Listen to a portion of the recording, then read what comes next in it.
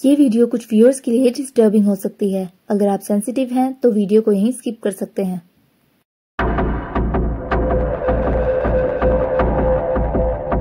A pig farm or graveyard, the tale of Robert Pickton। 1994 से 2002 तक Canada के Vancouver downtown east side से drug addict औरतें और वेश्याएं मिस्टीरियसली गायब हो रही थी। ये औरतें ज्यादातर वैनकूवर डाउनटाउन के सिटी स्किड रो की होमलेस, आवारा और धंधा करने वाली औरतें थी। जैसे जैसे वैनकूवर पुलिस डिसअपीयरेंसेस को काउंट करने की कोशिश करती, एक और मिसिंग रिपोर्ट उनका स्वागत कर रही होती। 1999 में लगभग 53 औरतें मिसिंग थी, जिनका पुलिस को कोई सुराग नहीं मिल पाया था। औरतों में इतना खौफ पैदा हो चुका था कि इन्होंने रात में अकेले बाहर जाना भी बंद कर दिया था। जनवरी 2001 तक तो मिसिंग औरतों का नंबर 62 तक पहुंच चुका था। अब अथॉरिटीज इस प्रॉब्लम को और अनदेखा नहीं कर सकती थी, इसलिए अप्रैल में वैनकूवर पुलिस डिपार्टमेंट और the royal Canadian mounted police ने missing women task force launch किया। जगह जगह मिसिंग औरतों के पोस्टर्स लगाए गए। पुलिस को कोई भी लीड देने पर $1 लाख तक का इनाम तक भी घोषित किया गया। पुलिस को बहुत सारी टिप ऑफ्स भी मिली।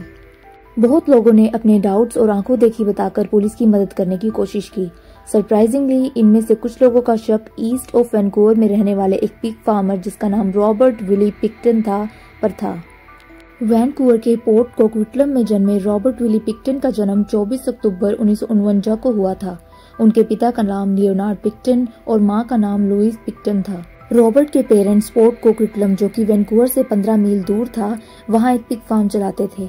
उनका काम बेसिकली सुअरों को पालना और उन्हें काटकर उनका मीट बाजार में बेचना था। वो लोग इस काम में इतने रम चुके थे कि सुअरों को बांधकर भी नहीं रखते थे।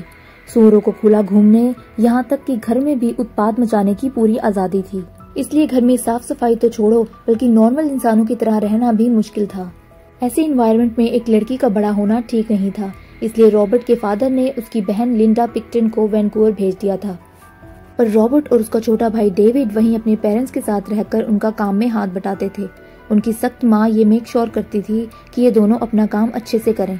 इन सब बातों से एक बात तो पक्की हो गई थी कि पिक्टन फैमिली के लिए सुअर पहले थे और साफ सफाई बाद में। इसलिए दोनों बच्चे आसपास की जगहों और उनके स्कूल में भी बदबूदार बच्चों के नाम से जाने जाते थे। उनके कपड़ों में से अक्सर गंदगी और सुअरों की बदबू आया करती थी, इसलिए वो स्कूल बस में भी अलाउड नहीं थे। रॉबर्ट के दिमाग पर इसका इतना प्रभाव पड़ा कि उसका पढ़ाई में भी मन न लगता, जिसकी वजह से रॉबर्ट का कोई फ्रेंड नहीं बन पाया। अकेले रॉबर्ट ने अपना पूरा फोकस अपने फार्म पर लगाया। जब रॉबर्ट 11 साल का था तो वो अपनी सेविंग से एक गाय का बछड़ा खरीद कर लाया था। बिना किसी फ्रेंड के रहने वाले रॉबर्ट को तो मानो एक दोस्त सा मिल गया था। वह हर रोज स्कूल से आने के बाद उसके साथ खेलता था। एक दिन जब वो स्कूल से वापस आया तो उसका बछड़ा मिसिंग था। जब वह फार्म में देखने गया तो उसके होश उड़ गए।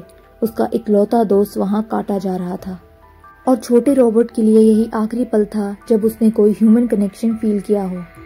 1993 में जब रॉबर्ट 14 साल का हुआ तो उसने स्कूल से ड्रॉप आउट ले लिया और एक कसाई खाने में नौसिखिए के रूप में जॉब करने लगा।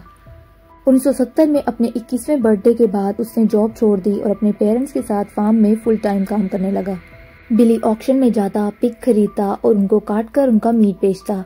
एनिमल वेस्ट को वो डाउनटाउन वैनकूवर में स्थित वेस्ट कोस्ट रिडक्शन लिमिटेड में डिस्पोज कराता। उसके बाद वो डाउनटाउन में ही स्थित एक सीडी मोहल्ला जिसका नाम लो ट्रैक था, वहां जाया करता। ये एरिया वेश्यावृत्ति और ड्रग एडिक्शन के कारण बदनाम था। बचपन से दोस्तों, प्यार और कंपेनियनशिप के बिना रहे रॉबर्ट को यहाँ पैसे देकर सब मिल जाता था। रॉबर्ट ने इस मोहल्ले में अफेक्शन की तलाश में लाखों डॉलर्स खर्च किए। उसने ईस्ट हॉस्टिंग स्ट्रीट पर स्थित एक पब ऑस्ट्रिया होटल में भी फ्रीक्वेंटली जाना शुरू कर दिया, जहाँ उसकी जेब भरी होने के कारण लोग उसे बदबूदार नहीं बल्कि अपने बराबर का समझते थे। वह उस एरिया में पावरफुल था। उसे तो मानो यही अपनी जिंदगी मिल गई थी। धीरे धीरे रॉबर्ट ने इन सबको घर भी लाना शुरू कर दिया था। डाउनटाउन की वेश्याओं और नशेड़ी औरतों के अकॉर्डिंग रॉबर्ट बहुत ही फ्रेंडली और दिलदार इंसान था। अब उसकी एक दोहरी जिंदगी बन चुकी थी।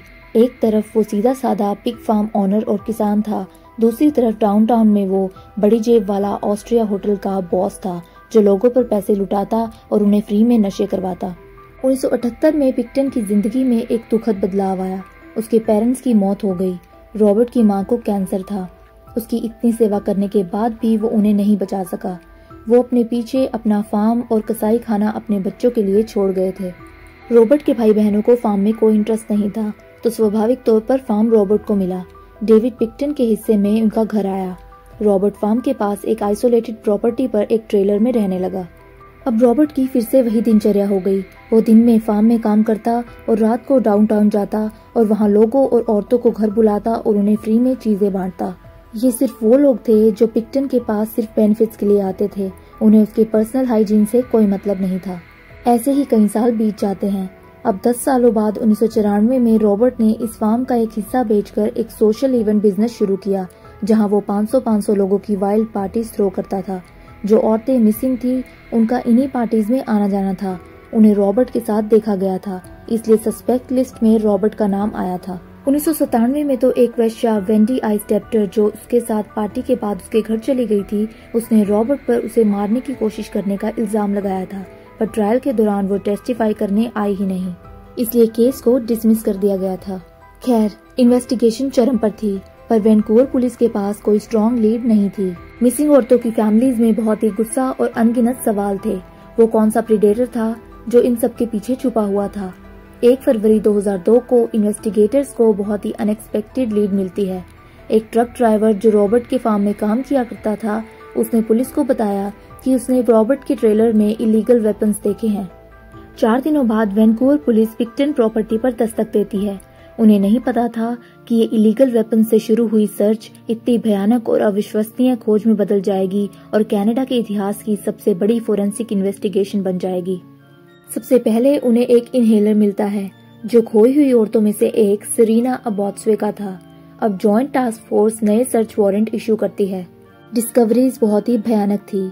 रॉबर्ट का मैट्रेस एक लेडी मोना विल्सन के खून से सना हुआ था। यही नहीं, उसके कपबोर्ड्स, किचन और ट्रेलर की दीवारों पर भी खून ही खून था।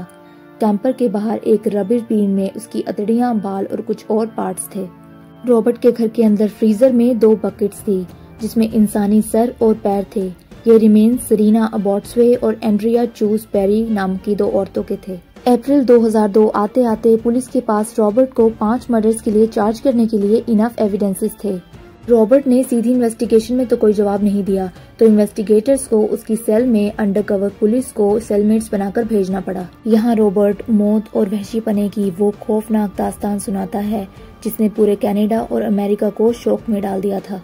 रॉबर्ट को शुरू से ही उसके भद्दे और बदबूदार हुलिये के कारण कई लड़कियां रिजेक्ट कर चुकी थी। अब जब अकेलेपन से जूझता रॉबर्ट ऑस्ट्रिया होटल और पब में जाता तो वहाँ उसके पैसों को देखकर कई लड़कियां उसके साथ चलने को तैयार हो जाती, जिसकी वजह से रॉबर्ट के मन में लड़कियों के प्रति गुस्सा उत्पन्न हो गया था। वो उन्हें घर ले आता, उनके साथ सोने के बाद उन पर गुस्सा दिखाता और कुछ चुराने का इल्जाम लगाकर उन्हें मारता और अपने कसाई खाने में ले जाकर उन्हें काट देता।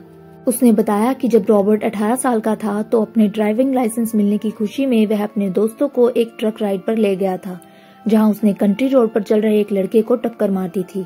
जब वो घबराकर वापस अपने घर भाग गया और अपनी माँ के पास पहुंचा तो उसकी माँ ने उसे ट्रक गैरेज में ले जाकर फिक्स करने के लिए कहा और कहा कि वो लड़के को खुद देख लेगी। जी हाँ, जो आप सोच रहे हैं उसने वही किया।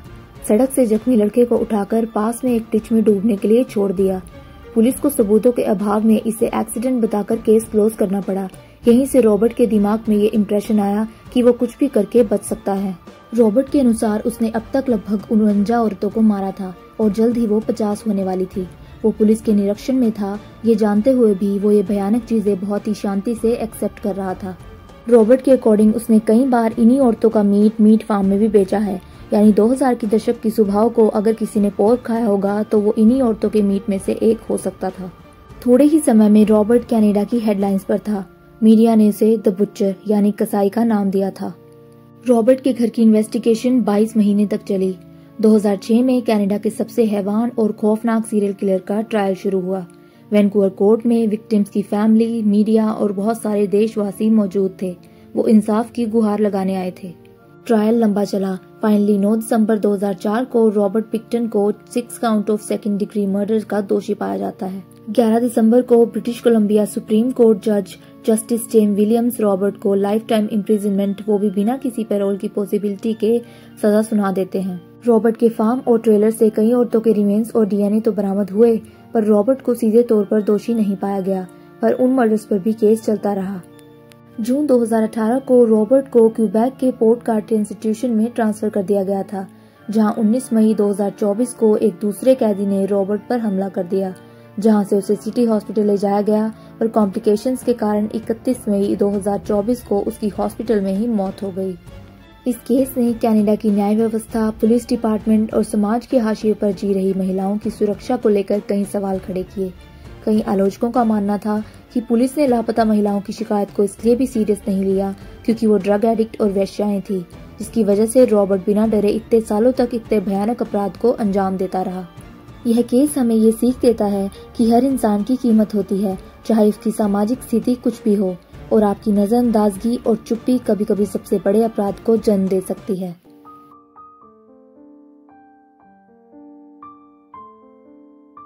आज के लिए बस इतना ही दोस्तों। उम्मीद करते हैं कि आपको वीडियो पसंद आई होगी। फिर मिलते हैं किसी ऐसी ही ट्रू क्राइम स्टोरी के साथ। तब तक के लिए चैनल को लाइक करें, सब्सक्राइब करें और कमेंट करना बिल्कुल ना भूलें, क्योंकि आपका सपोर्ट जरूरी है।